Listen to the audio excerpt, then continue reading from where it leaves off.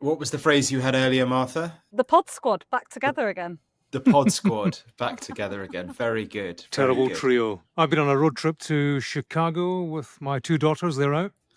Oh, So, lovely. yeah, didn't get a look at on the playlist. Did you see Martha's Instagram, Mark? It actually is a day where a weekend in the lives of all of us. Like one day you're doing one thing, the next day you're doing something that you never imagined. Martha, tell everyone who doesn't follow you on Instagram. So 1 minute I'm drinking a nice red wine in the hills above Santa Barbara, and the next minute I've got a gas mask on and I'm being tear gassed in the middle of LA.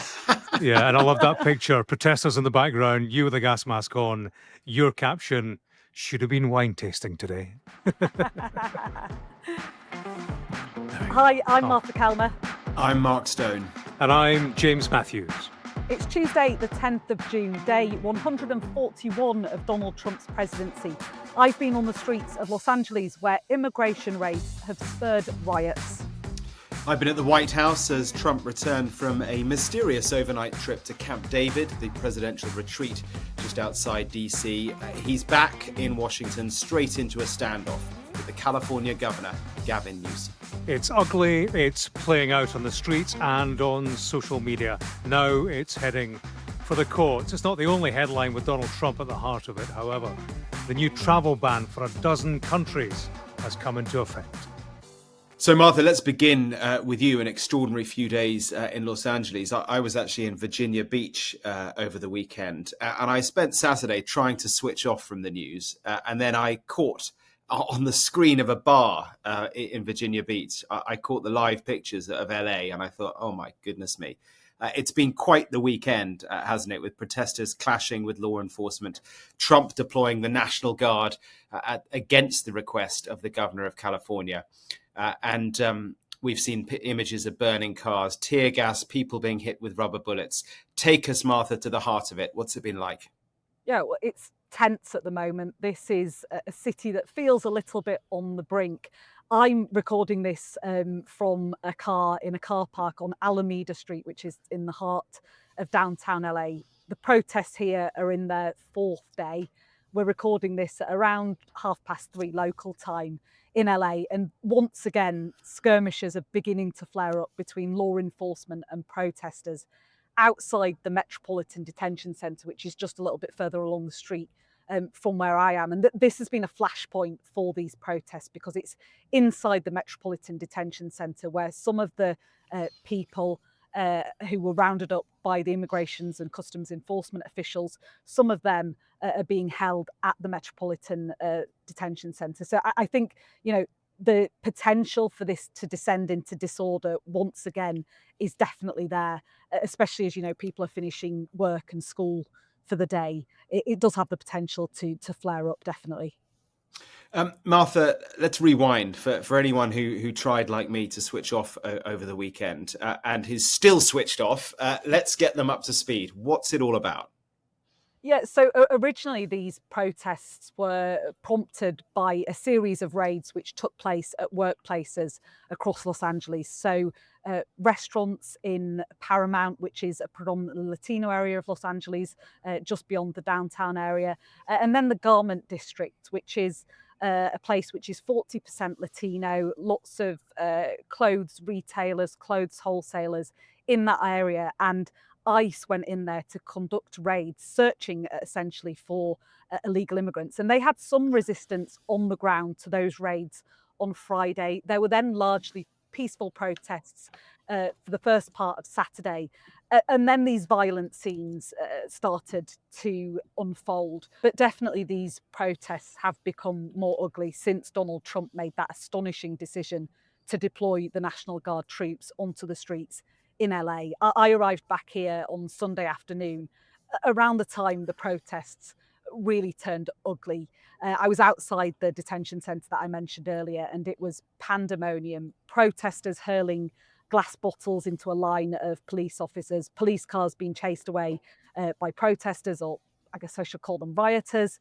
I saw a girl driving a motorcycle straight at a line of police officers. She was knocked off the bike with an officer's elbow.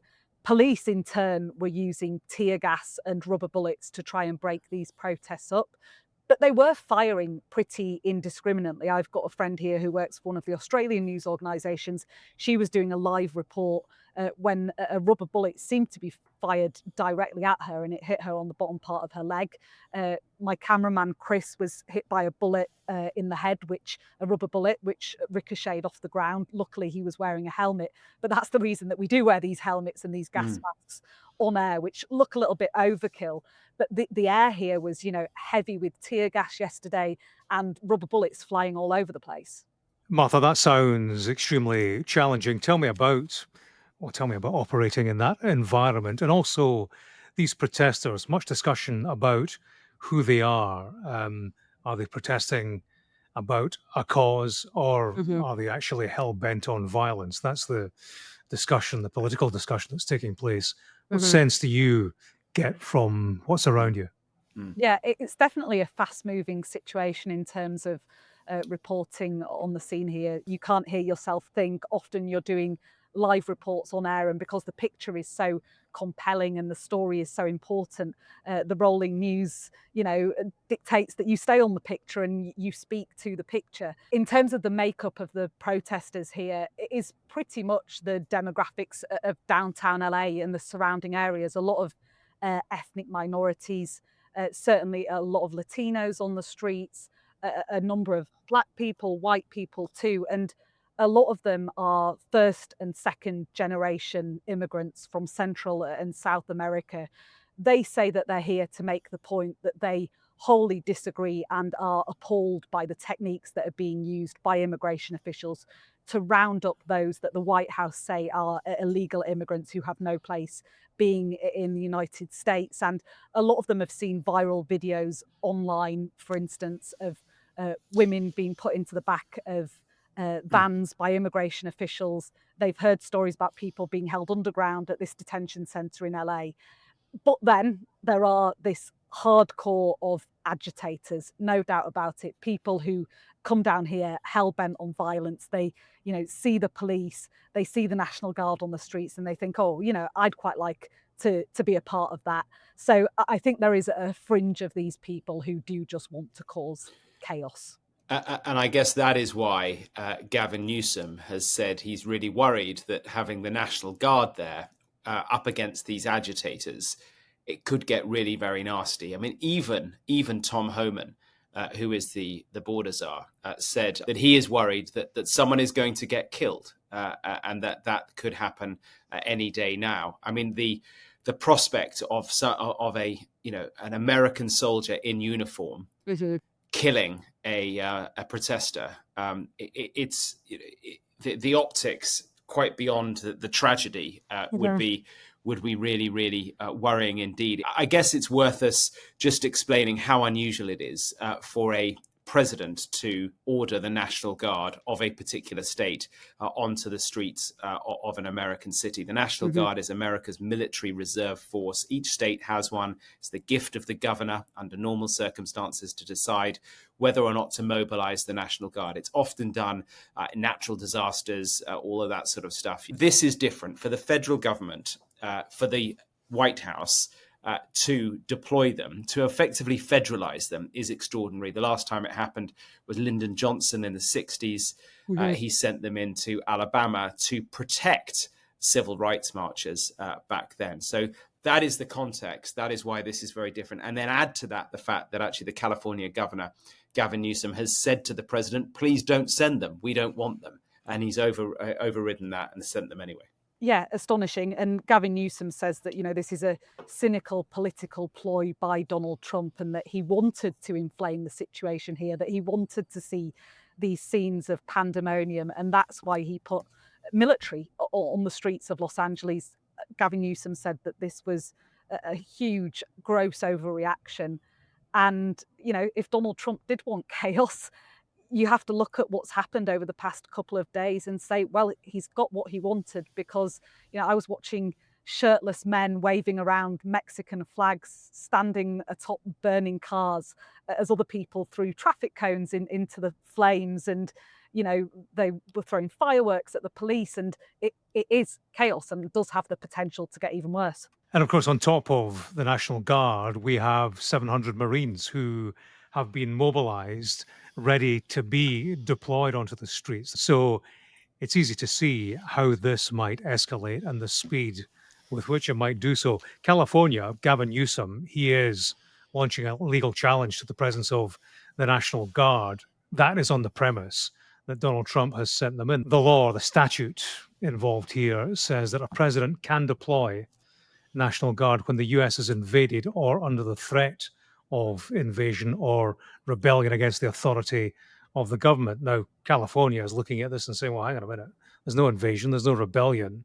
What we're seeing here is a protest, freedom of speech on our streets. So we'll see how that progresses through the court. But as with all Trump legislation, subject to legal challenge, and goodness knows there's a lot of it. That's the legal background, the political background. But at street level, as you kind of approach early evening, Martha, it continues on, yeah? It does, but to be honest, at the moment, local law enforcement seem to have this in hand. There is no sense of them being overrun by protesters tonight. I will say things could change, but no need for Marines on the streets here. I'd be interested to know what justification Donald Trump has for getting ready to deploy the Marines onto the streets of LA. I can't see one right now. I think this is a classic show of force by Donald Trump. I think he knows that they're not necessary, but he is trying to project force. I wouldn't be surprised that in the Trump White House playbook that was written over the 4 years that he has been out of office by officials close to him, there is a section that is basically what we are now seeing playing out. He knew that there would be a massive liberal backlash to his immigration reforms and immigration policies to mass deport people. He also knows that the immigration issue is popular, that he does have a base of support, more than just a base of support, for getting to grips with America's immigration problem. And I think for him to make this very unusual move to deploy, to federalize the National Guard, to send them into a liberal state like California, it's all part of the plan. The problem is it's very high risk. And another point I would make, it's one thing for him to federalize the National Guard. It's quite another to send Marines, active service Marines or soldiers onto the streets of an American city. That too is illegal. I've been looking it up. It's known as the Posse Comitatus Act of 1878, which restricts the use of federal military in domestic law enforcement within the United States without the express authorization from Congress. So that is literally illegal for him to do.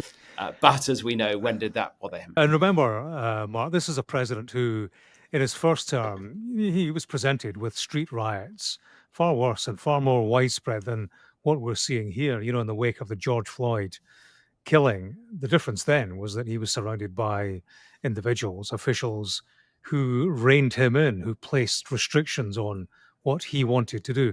Not so this time around. Yeah. And you saw him actually today, Mark, didn't you, at the White House? I thought it was really interesting. He every time you see him, and we don't see him every day face to face, but I did today, getting off the helicopter from Camp David. When he got off the helicopter, he presented such authority, such confidence. He didn't appear to be in any way rattled by what is going on the other side of the country, or indeed rattled by the pressure that's being put on him by his critics who say that what he is doing is, you heard what Gavin Newsom said, it's authoritarian, so said the governor of California. All this is water off a duck's back for President Trump. He's not rattled, he's not bothered, he's calm, he feels he is doing the right thing. I think we have it very well under control. I think it would have been a very bad situation. It was heading in the wrong direction. It's now heading in the right direction. I think Trump is relishing this fight with the California governor. There's no love lost between the pair of them. Gavin Newsom is a Democrat in a deep blue state, and he's very high profile. He has his own podcast. He's exactly the sort of guy that Donald Trump wants to go toe to toe with on immigration. And in fact, he was asked by a journalist if Tom Homan, his border czar, was serious about the possibility of arresting Gavin Newsom and Karen Bass, the mayor of LA, for not doing their job properly.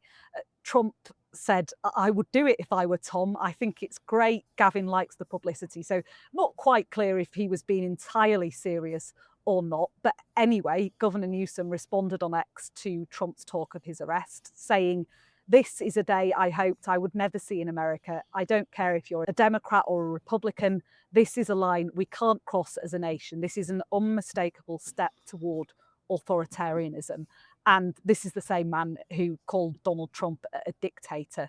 Meanwhile, Donald Trump says that LA is a city that's being invaded and occupied. Whatever happens on the streets here over the next couple of days, the rhetoric is certainly on fire. James, you'll be looking at the travel ban, which came into effect today. Yeah, the travel ban, second time round, of course. This one affecting millions of people. Again, people from 12 countries, mostly in the Middle East and Africa. They're banned from entering the United States. That's 12 countries. There are restrictions on nationals from a further 7. A thunderous piece of legislation, of course. And you'll remember the last time it happened in 2017, there was a big outcry. It targeted people from Muslim countries, hugely controversial at the time. Joe Biden, who rescinded it on his first day in office, he called it a stain on our national conscience. I remember there was such an uproar about the travel ban the last time round. It seems that there's been barely a whimper this time. Yeah, and I think, Martha, there's a number of reasons for that. I think to a large extent, people are inured to Trump's politics on immigration, the politics that seem to reject people from particular ethnic groups. First time round, it was eye-popping. Opponents saw it as racist, un-American, the notion that the US would exclude the citizens of whole countries. But this time round, as we know, the Trump template is less surprising to us all. We're living in a different America. It's well understood that how the US interacts with the world has changed on a number of levels. The difficulty is, for protesters, is where to prioritize their protest. Right now, the travel ban has to take its place in the queue, and it's a very long queue.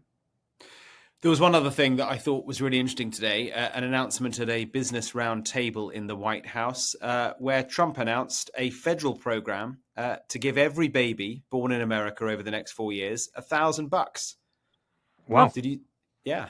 It's a tax-deferred investment that will be linked to the stock markets. When they turn 18, they can withdraw the money on a down payment for a home or education or to start a small business.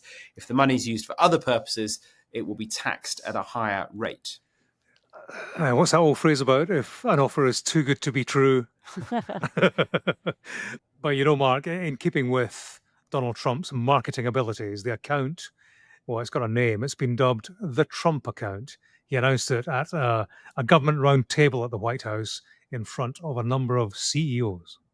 This is a pro-family initiative that will help millions of Americans harness the strength of our economy to lift up the next generation, and they'll really be getting a big jump on life, especially if we get a little bit lucky with some of the numbers and the economy. What's interesting is it doesn't on the face of it sound like a particularly conservative policy. It builds, incidentally, on the so-called baby bonds concept of 2 Democratic states, California and Connecticut. But it does align with Trump's pro-family policies, and it is an attempt at a relatively small cost to address child poverty in the United States. The investment gain would be kind of marginal, but it is symbolic for sure. A return of 7% on this $1,000 would yield about $3,500 by the time the child is 18 years old. And at the White House this afternoon, the CEOs of these various companies, including the boss of Uber and Republican politicians, were linking their policy to their efforts to